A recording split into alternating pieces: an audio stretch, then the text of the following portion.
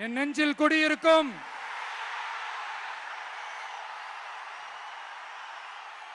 கொங்கு மண்டல தங்கங்களே, திருப்பூர் பகுதி மக்களே, உங்கள் அனைவருக்கும் என்னுடைய வணக்கம்.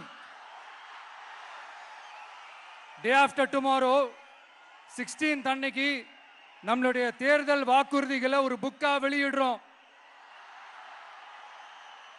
அதுக்கு முன்னாடி இங்க சில பாயிண்ட்ஸை மட்டும் உங்களுக்கு படிச்சுட்டு போயிடுறேன். அதை மட்டும் கொஞ்சம் கவனமா கேளுங்க ப்ளீஸ் நண்பர்களே.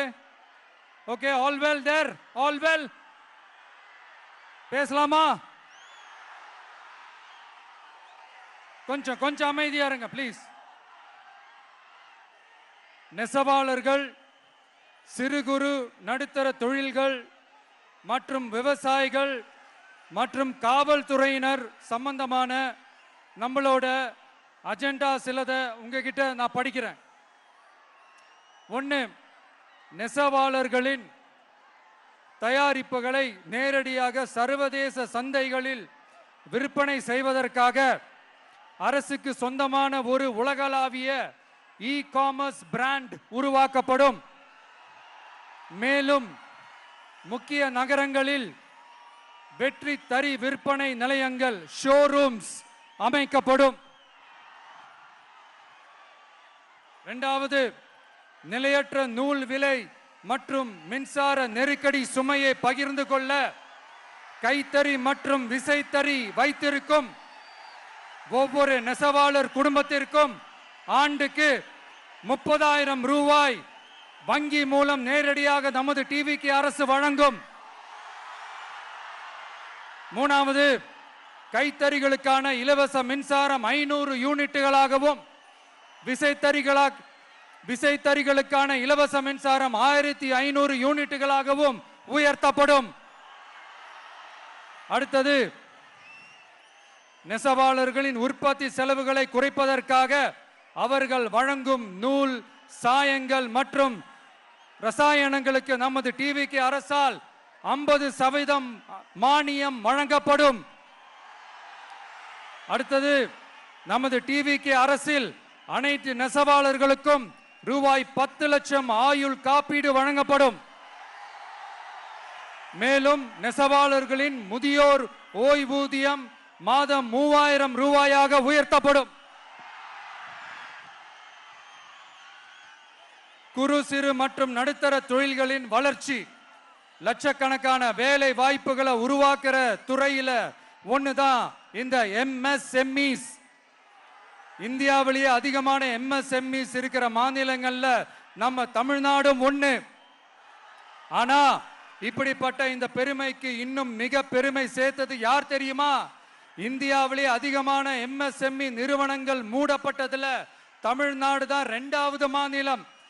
இந்த பெருமையை உண்டாக்குனது தான் திமுக ஆட்சியோட மிகப்பெரிய சாதனை.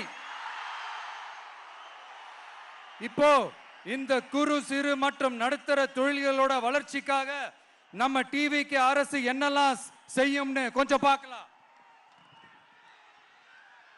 முதல்ல,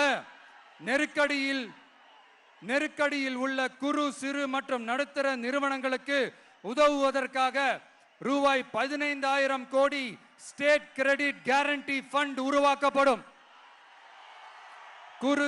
இரண்டாவது, குறு சிறு மற்றும் நடுத்தர நிறுவனங்கள் மூடப்படுவதற்கான மிகப்பெரிய காரணங்களில் ஒன்று 400% மேல உயர்ந்துள்ள பீக் ஹவர்ஸ் மின் கட்டணம். இது குறிப்பாக ஜவுளி துறையில் உள்ள குறு சிறு மற்றும் நடுத்தர நிறுவனங்களை பாதித்துள்ளது. டிவிகே குறு சிறு மற்றும் நடுத்தர நிறுவனங்களுக்கான MSMEs இந்த பீக் ஹவர்ஸ் மின் கட்டணத்தை நமது டிவிகே அரசு நிறுத்தி வைக்கும். அடுத்தது, விரிவான ஆய்வுக்கு பிறகே மின் கட்டணத்தை முறைப்படுத்தும். மேலும் குறு சிறு மற்றும் நடுத்தர நிறுவனங்கள் அடுத்து வரும் 5 ஆண்டுகளுக்கு 100% மின்சார வரி விலக்கை பெறும். அடுத்தது, குறு சிறு மற்றும் நடுத்தர நிறுவனங்கள் உலகளவில் போட்டி போடுவதை உறுதி செய்வதற்காக அவற்றை நவீனமயமாக்க ஒரு யூனிட்டுக்கு ரூபாய் 50 லட்சம் வரை என்ற அளவில் 35% நேரடி மூலதன மானியத்தை நமது டிவிகே அரசு வழங்கும்.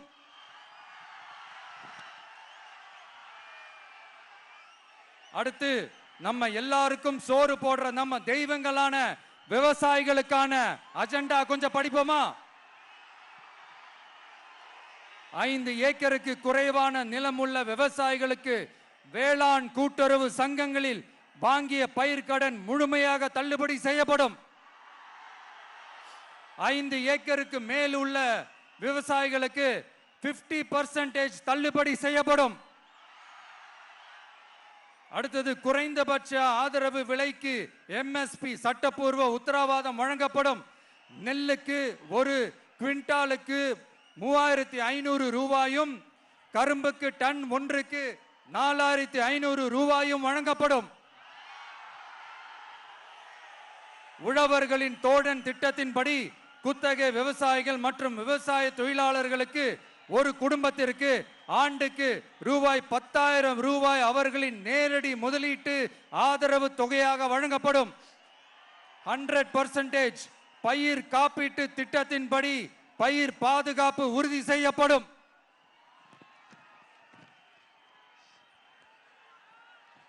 கடைசியாக நமது அரசு ஊழியர்கள் நலன்.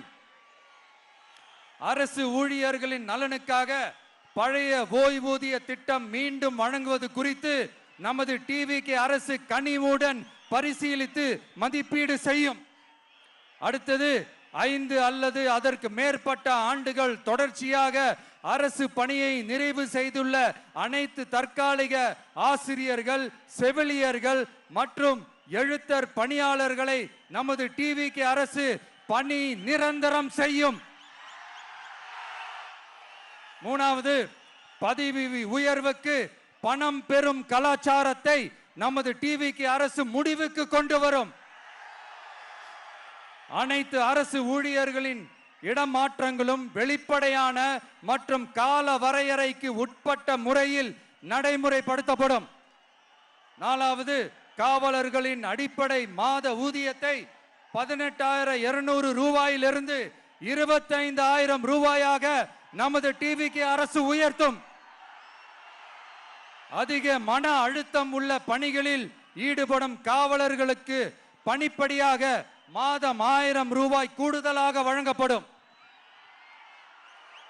காவலர் நலன் மற்றும் பணி நிபந்தனைகள் சட்டத்தை, அதாவது police welfare and working conditions act, நமது டிவிகே அரசு இயற்றும். அச்சட்டத்தின்படி காவலர்களின் பணி நேரங்கள் முறைப்படுத்தப்படும். அதிக பணி சுமை கொண்ட காவலர்களுக்கு வாரத்திற்கு ஒரு சுழற்சி முறை விடுமுறையை உறுதி செய்யப்படும். சலவை படியை, அதாவது வாஷிங் அலவன்ஸ் 500 ரூபாயிலிருந்து 1000 ரூபாயாக உயர்த்தப்படும். மேலும் மதுரை, கோயம்புத்தூர், திருச்சி, திருநெல்வேலி, சேலம் மற்றும் வேலூர் ஆகிய இடங்களில் காவலர் நல மருத்துவமனைகள் நமது டிவிகே அரசு நிறுவும். கடைசியாக பெண் காவல்துறை அதிகாரிகள் பாதுகாப்பு நெறிமுறை அல்லது பாதுகாப்பு பணிகளுக்கு பணியமர்த்தப்பட மாட்டார்கள். பெண் காவல்துறை பணியாளர்களுக்கென தனி ஓய்வறைகளும் நடமாடும் டாய்லெட் யூனிட்டுகளும் அமைக்கப்படும்.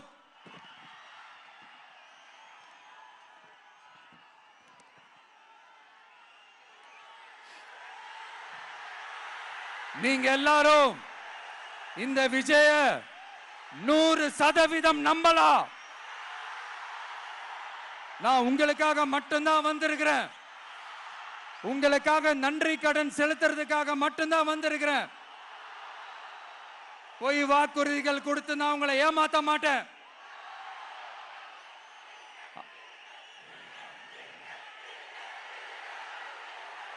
அதனால உங்க அண்ணனுக்கு, உங்க தம்பிக்கு, உங்க மகனுக்கு, உங்க பிள்ளைக்கு